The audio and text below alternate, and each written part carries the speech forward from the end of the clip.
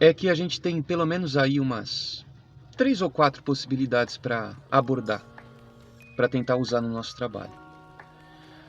Uma dessas coisas é a mais amadora, eu já fiz uma vez. Eu acho meio chato chamar de amadora, na verdade.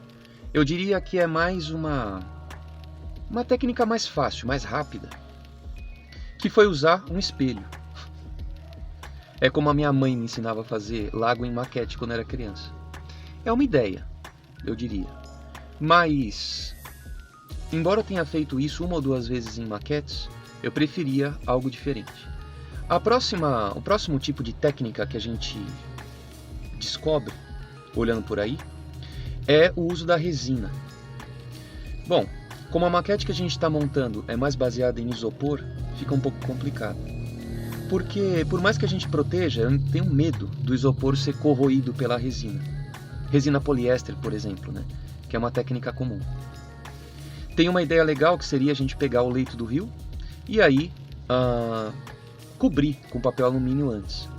E aí colocar a resina e depois que ela secar, tirar tudo de lá, retirar o papel alumínio e voltar a resina no lugar, digamos o rio no lugar, e encaixar bonitinho no leito que a gente já tinha feito.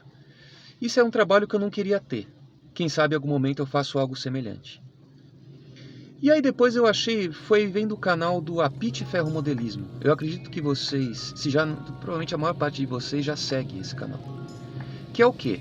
Usar cola branca. Eu tinha tentado fazer isso antes, mas para um riacho bem pequenininho. Então eu pensei, vamos tentar trabalhar desse jeito. Eu tomei um cuidado com a parte do fundo do rio, pintando com uma cor que eu achei bacana, e isso é outro ponto crítico.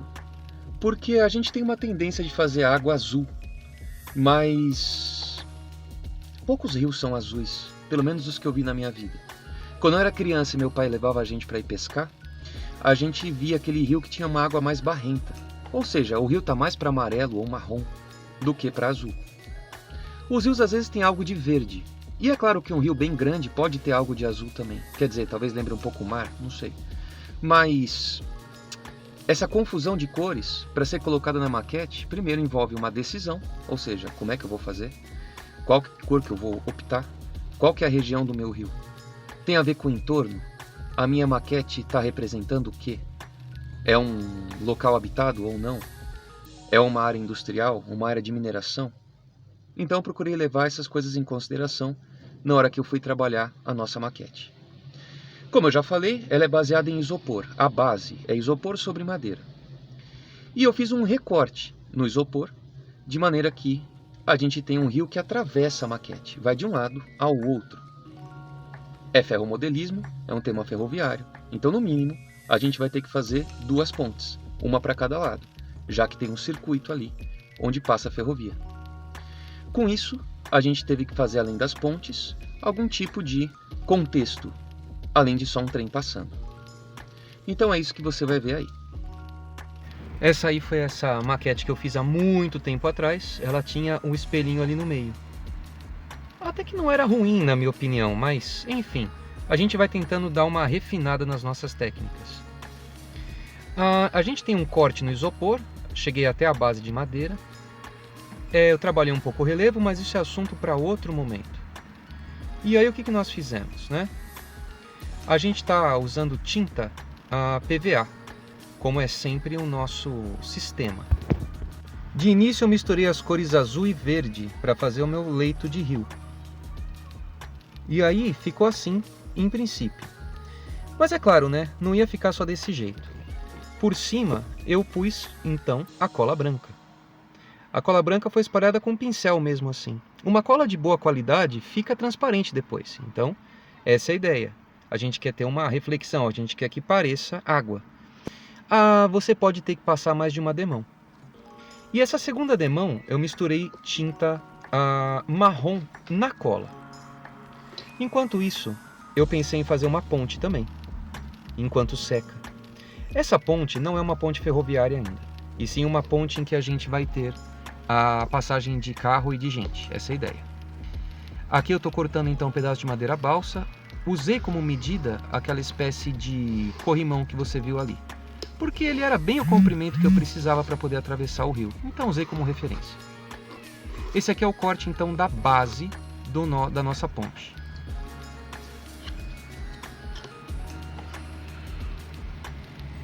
Muito bem, o rio já está seco e essa pontezinha aí por cima. Eu quis fazer uma estrutura em tesouras. É um tipo de ponte antiga, uma ponte de madeira, claro. Isso são pedacinhos de balsa, né? Filetes de madeira balsa, que eu fui montando para fazer essa estrutura que você já vai entender como vai ficar. A cola usada é Super Bonder, tanto para colar madeira com madeira, quanto ela no próprio papel que está sobre o isopor. Então aqui vocês podem ver a estrutura sendo montada. Em princípio ali são, como posso dizer, não chegam a ser 2 triângulos, né? Mas é uma apoiada na outra, como você está vendo. Aqui eu estou colando mais uma partezinha. Ela não fica só assim, porque a estrutura é de tesouras, como quando se faz um telhado, mais ou menos. Então, eu coloquei mais 2 travessas não, né?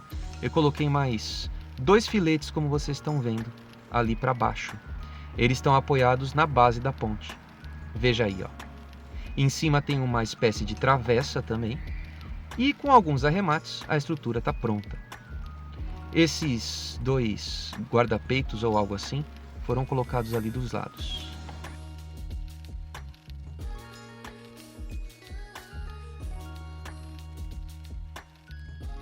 Aqui você tem uma ponte ferroviária. Eu fiz 2 praticamente iguais. Elas são mais simples. Você está vendo aí 2 filetes de balsa que são colocados logo abaixo da linha e encaixados nos 2 lados do leito do rio. Embaixo tem uma estrutura também feita de segmentos de balsa, mas também tem os cavaletes agora.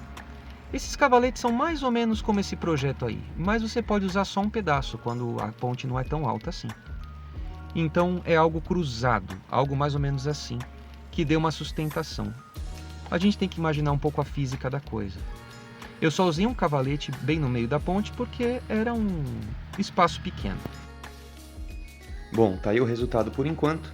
Aqui ainda falta pintar a ponte, detalhar algumas coisas e, é claro, todo o relevo ainda tem muita coisa para fazer. Mas essa talvez seja a cor básica dele, esse marrom aí, esse marrom do solo.